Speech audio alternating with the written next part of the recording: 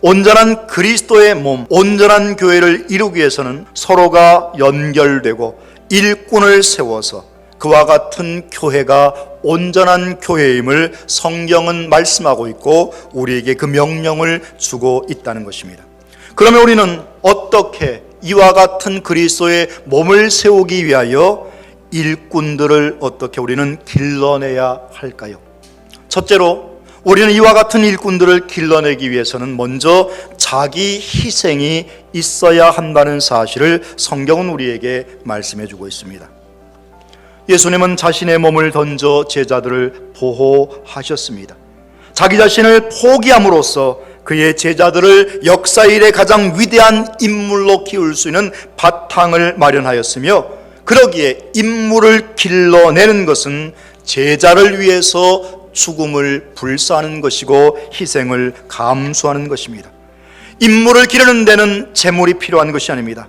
더 많은 지식도 필요한 것이 아닙니다. 오직 제자들을 위한 자기 희생만이 필요하다는 사실을 잊지 마시기 바랍니다.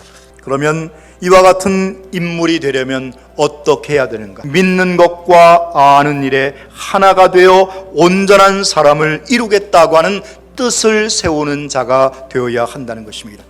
더불어서 또한 우리는 온전한 사람이 되려면 무엇보다도 신앙인들은 그리스도 안에 있어야 한다는 것입니다.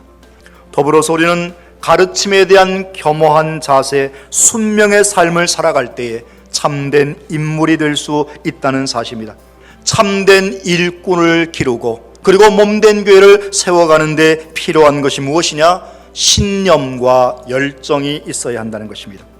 더 나아가서 우리 모든 믿음의 성도들은 기다림의 인내가 있어야 한다는 것입니다. 성도는 누구나 다 할 것 없이 거룩한 그리스도의 몸이며 어느 기관이든 어느 직분이든 맡은 바 직임이 있다는 사실입니다.